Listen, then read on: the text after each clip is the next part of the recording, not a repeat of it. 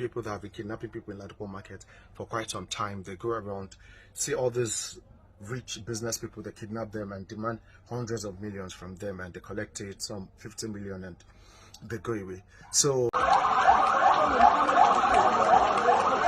Nigeria police is the best.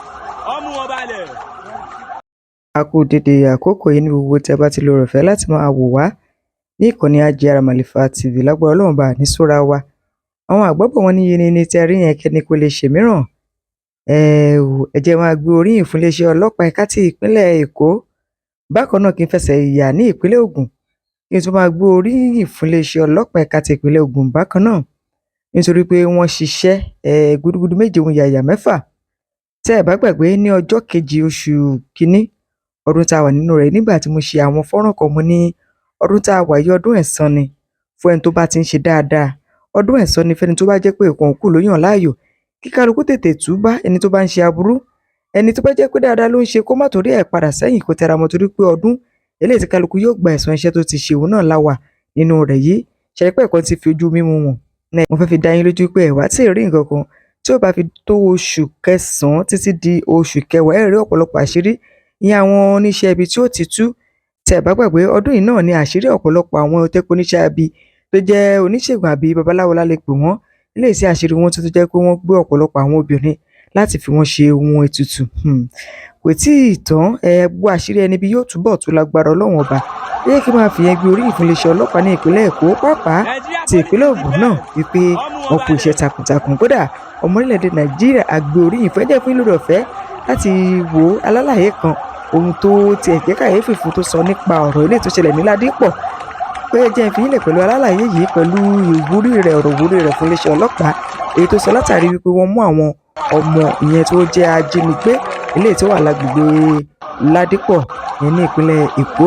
Mo kí iléeṣẹ́ ọlọ́pàá ogun pẹ̀lú òun náà kún fún lọ́gbọ̀n ìmọ̀ àti òye, okun àti agbára láti túbọ̀ ṣe jù báyìí lọ. Gbogbo ẹ̀yin oníwà àbàjẹ́ kókó rẹ̀ fún yín láti jáwọ́ kúrò nínú iṣẹ́ ibi yín eléyìí tẹ́ yàn láàyò. Tó bá jẹ́ ìgbà àkọ́kọ́ rẹ̀ tẹ́yin darapọ̀ wá ní ìkànnì Ajíara Màlífà TV, ẹ subscribe sí ìkànnì yìí, ẹ hàn notification button ká lè ní àǹfààní àti gbọ́dọ̀ wá síwájú sí i. Àjọṣepọ̀ wa báyìí la fi lè ṣe àṣeyọrí. Ẹ jẹ́ ká wo iṣẹ́ náà. good everybody, this is Abdulrahman Ali. So there's something that happened yesterday. It's unprecedented. We have never seen such a thing in Lagosian before. In Nigeria, it has never happened. We only see such a thing in American movie. So there's this set of people. My name is Abdulrahman Ali. Everybody knows me as P of Lagosian market. So there's this set of people that have been kidnapping people in Lagosian market for quite some time. They go around, see all these rich business people, they kidnap them and demand hundreds of millions from them, and they collect it, some 50 million, and they go away. So there's this one of our chairmen who they kidnapped like a month ago, and they released him. They collect more than 100 million, like undisclosed amounts, but it's huge. So they later came back yesterday to come and kidnap him again. So they came yesterday around after 8, and the Nigerian police, like, we have never seen such a thing. Very smart, smooth work. Faced them and executed all of them. The official report says 9 people, but we that were there, I think we saw close to that, in that range. But they killed all of them. They brought 2 cars. They brought one Lexus 350 brand, like very, very clean car, and they brought one other car. And the Nigerian police faced them, killed all of them.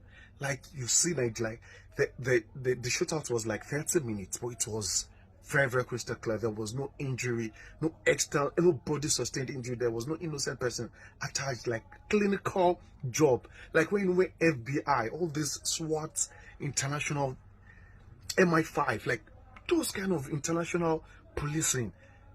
Nigeria did it yesterday, and we're like, police, people lined up in Ojekule Street. In Ladipo here, like, it's not too far. People were clapping. Police might be the best. Like, everybody was clapping. It was very, very interesting. Like, we were hailing them all through till they left around that to 10 or so. Like, it was very unprecedented. We commend them. I think they came from Ikeja, those guys, and I think they are part of the SWAT. I mean, what are they called? The new guys that are formed by the federal government. I don't know, but these guys are clinical, like clinical job. You know what it mean? Make Nigeria like make no day this night same Nigeria all day. Make police kill kidnappers. We say the guy 4 AK-47 come and they kill all of them clean. Like nobody sustain injury. They don't shoot anywhere. They just face the guys, kill all of them. Like openly, not be say like my street, the back of my street, or genuinely where everybody they pass. Like you could just stay happy, like everybody here just they swell up, like, hey, Nigeria police, we do this one.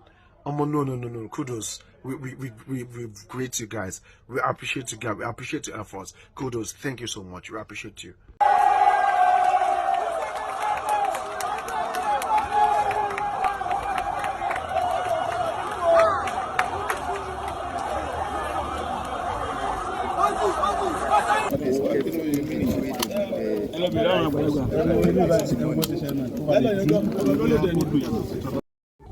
ṣe rí àṣeyọrí yìí kì í ṣe ọ̀gbẹ́ni eléyìí tó jẹ́ alálàyé yìí nìkan, òun ni ó jọ lójú bí kò ṣe wípé ó jọ èmi náà lójú gidi gan, nítorí wípé ẹ jẹ́ kí n máa fi àkókò yìí gbé oríyìn fún ìjọba orílẹ̀-èdè Nàìjíríà, pàápàá jùlọ ààrẹ aṣojú Bọ́lá Ahmed Tinubu, torí pé lára ipa eléyìí tí wọ́n fi ṣe àtúntò àwọn ẹ̀ka eléyìí tó ní ṣe pẹ̀lú ètò ààbò ti ń lapa báyìí. Ṣé ká sọ wípé torí wípé wọ́n ti ṣe àtúntò àwọn tí wọ́n jẹ́ ọ̀gá lẹ́ka ètò ààbò ló ń jẹ́ ká máa rí ipa eléyìí mú ni àbí bó o ni? Lábẹ́ bó ti wù kó rí, ẹ̀mí máa gbóríyìn fún iléeṣẹ́ ọlọ́pàá ni o. Èyí náà ẹ wo ìbọn bí wọ́n ṣe fowó sáàárín ẹ̀, kí ni ìtumọ̀ yìí?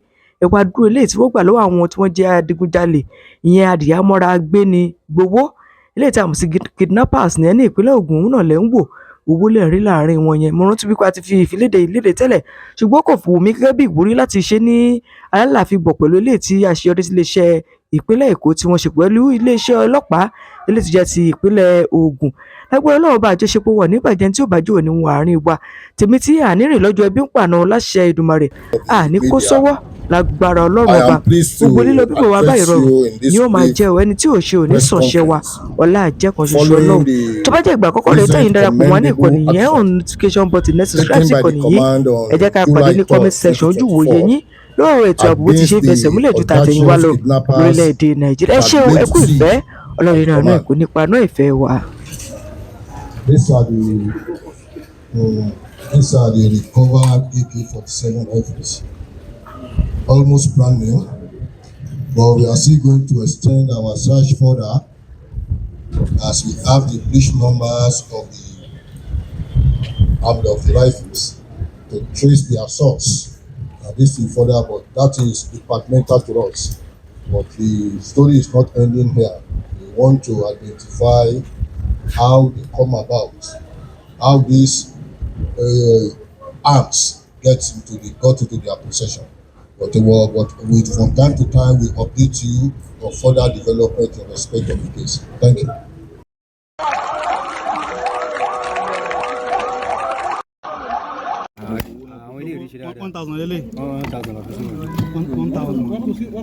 I say Chinese. Chinese, so this will other than 1,100. Okay. 200. Shilling 200, sir. I bet Chinese. No, this is 200. This is not the Chinese. This is 200. This is Nigerian 200. Okay, 200. This one is 1,000 naira 1,000, Nigeria. yes. So the first one that was 20 first naira, really? dispatched Okay, 50 was naira. not 20 our naira. currency. That's 20 naira. That's 20 naira, 50 That's 20 naira. naira, 50 naira. Yes. That's another set of money. That's another set of money. But this is what we are in doubt of. You know, I told you. Is this not Nigerian currency? No, you don't get what I'm saying. This is what I am in doubt of. That I was saying. It's not 200. I said it's not 200.